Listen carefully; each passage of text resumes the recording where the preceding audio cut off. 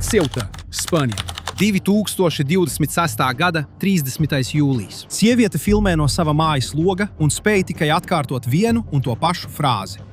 Ak, Dievs! Ak, Dievs! Ak, Dievs! Mans dzīves Dievs! Tur lejā. Cilvēku rinda sadz visu viņu lauzi un virzās jūrā. Simtiem cilvēku peld ap žogu, kas beidzas ūdenī.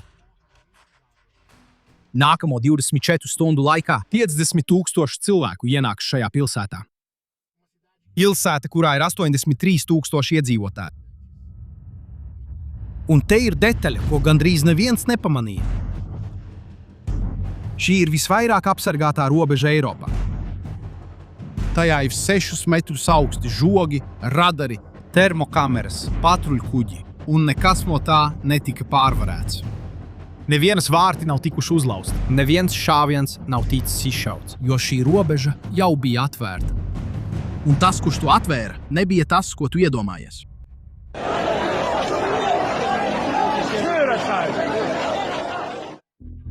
Tajā ceturtdienā žogs, kas stiepjas līdz jūrai, bija pilns ar cilvēkiem. Simtiem cilvēku kāpa pāri konstrukcijai, gāja pāri, leca otrā pusē. Un ūdenī desmitiem tumšu punktu lēnām virzījās uz priekšu. Cilvēki peldēja, lai apietu molu galu. Tie ir 10 kilometri jūras. 4, dažreiz 5 stundas šķērsošanas. Daudz devās ar peldrīņu. Cilvēki, kuri neprata labi peldēt. Un vasaras migla Ceutā, ko vietējie sauc par Taro, kļuva par sabiedroto. Tā slēpa peldētājs no patruļkuģiem. Desmitiem cilvēku zaudēja dzīvību šajā šķērsojumā. Oficiālās uzskaits atšķirs, taču upurus turpināja atrast pludmalēs vēl vairākas dienas pēc tam. Un tie, kuriem izdevās nokļūt, svinēja. Pūļi skrēja ar paceltām dūrēm, cilvēki, no kuriem vēl pilēja jūras ūdens. Tagad pievērs uzmanību vienai detaļai šajos attēlos. Viņi skrien garām civilās gvardas darbiniekiem. Un paskaties, kas notiek. Aģenti tikai vēro. Bruņoti vīrieši, apmācīti, dienesta, pilnīgi nekustīgi. Un tad rodas jautājums. Kāpēc neviens nerīkojas? Paturi šo jautājumu prātā, jo atbilde ir šī stāsta sirds.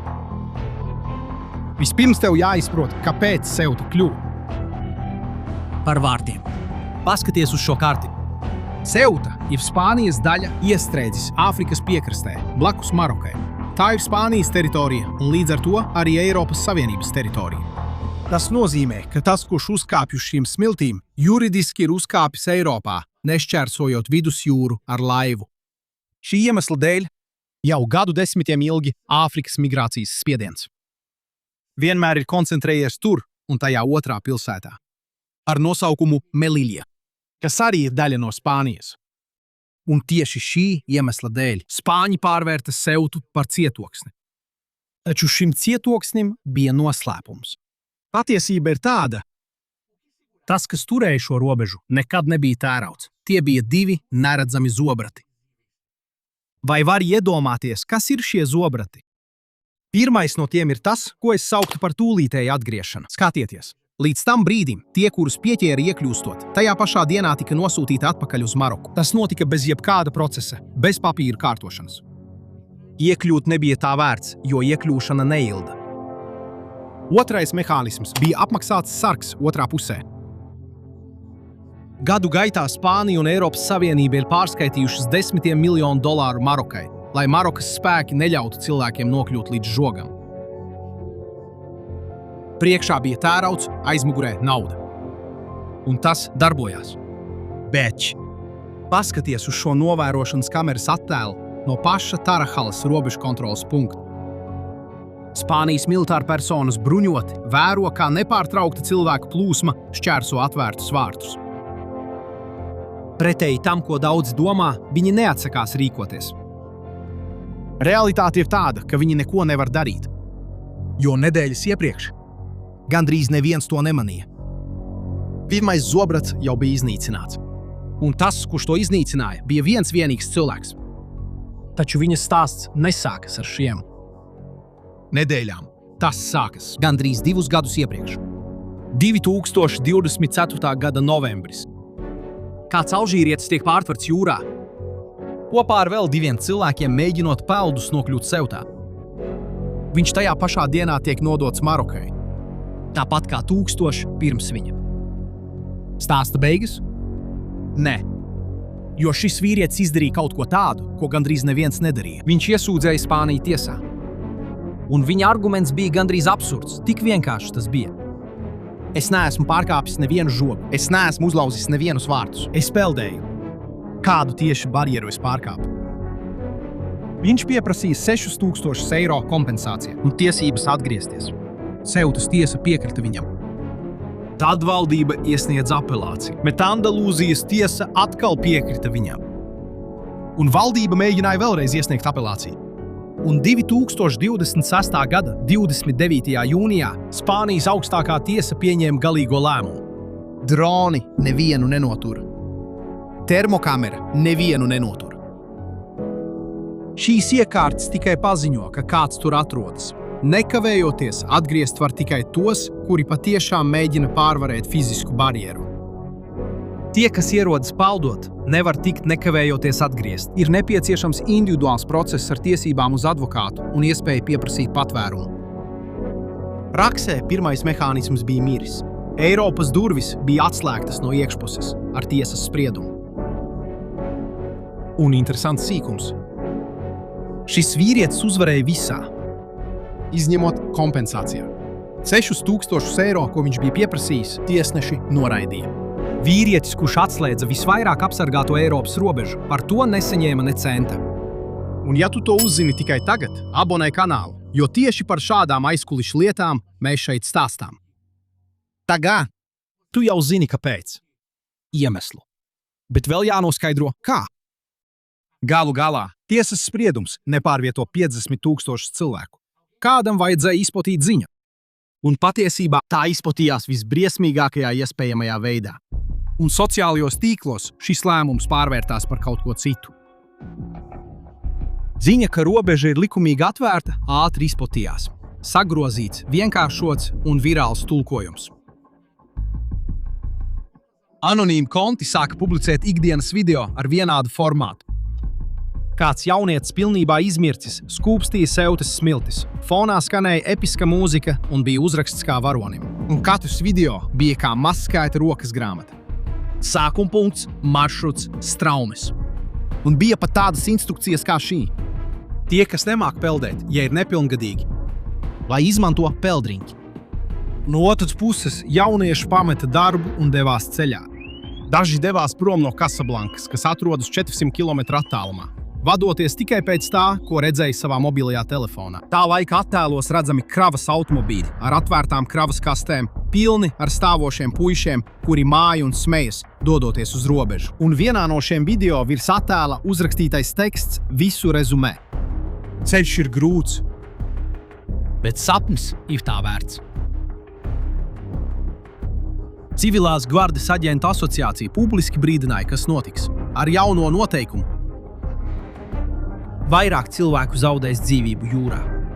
Tikai jūlijā, vēl pirms lielās šķērsošanas, 8 upuri tika atrasti pludmalēs. Retie ienācēji pārvērtās par rindu. 1500, 2000 cilvēku 10 dienās. Un Spānijas valdība noskatījās. Bet vēl trūkst viena gabala, jo uz tām durvīm bija vēl viena slēdzene. Atceries? Apmaksātais durvju sargs. Padomā, kas šeit notika? 10 000 cilvēku pārvietojās pa Marokas ziemeļiem, pulcējās piekrastē, devās ūdenī un devās jūrā. Un vai zini, kādu jautājumu visa Spānija sev uzdeva? Kur bija Maroka? Un tieši šeit šis stāsts kļūst patiešām dīvains. Paskaties uz šiem datumiem. 20. jūlijā Spānijas valdības vadītājs apmeklēja Alžīriju. Lielākais Marokas reģionālais sāncensis. Pirmais apmeklējums 4 gadu laikā. 10 dienas vēlāk situācija uz robežas eksplodē, un tā eksplodē tieši 30. jūlijā. Troņa dienā, svētākajā datumā Marokas politiskajā kalendārā, karalis valdīšanas 27. gada dienā. Vai tā būtu sakritība?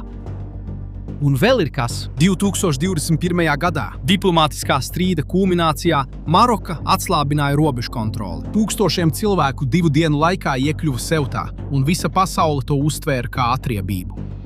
Tā nebūtu pirmā reize.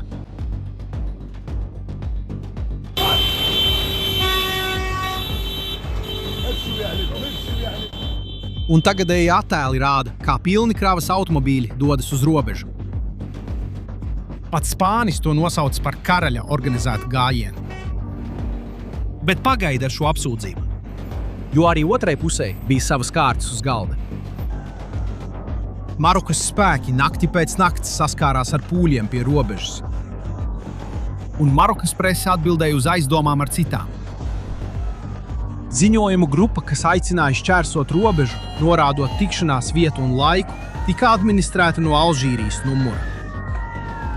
Tad paskaties uz spēles laukumu, kas mums šeit ir.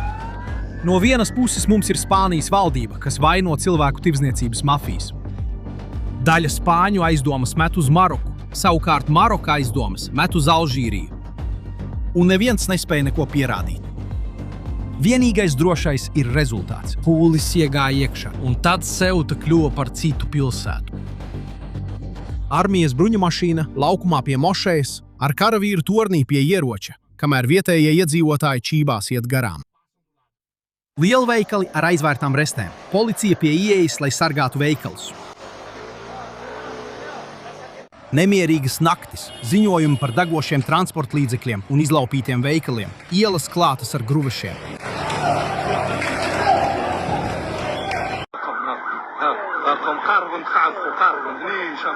Nepavadīto nepilngadīgo uzņemšanas centrs darbojas ar 16 reižu lielāku noslodzi nekā paredzēts. Es šeit nesajaucos. 1600%. Kad Pedro Sančes, Spānijas valdības vadītājs, izkāpa no automašīnas pilsētā, viņu sagaidīja ar svilpieniem un saucieniem. Pietiek!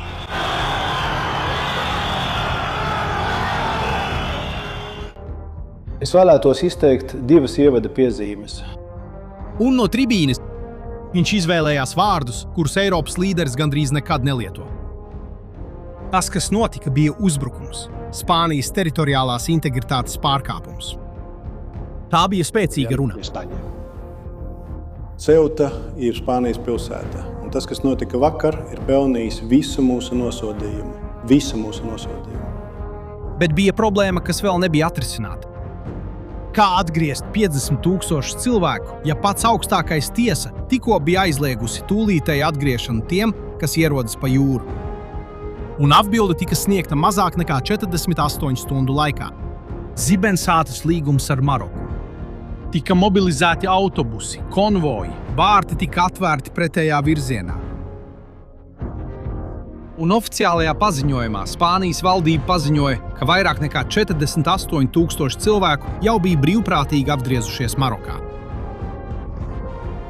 Un paskaties uz šo vārdu – brīvprātīgi. Jo brīvprātīga atgriešanās nav piespiedu atgriešana, un to, kas nav piespiedu atgriešana, spriedums neaizliedz. Valsts, kas tiesā zaudēja peldētājiem, atrisināja krīzi ārpus tās.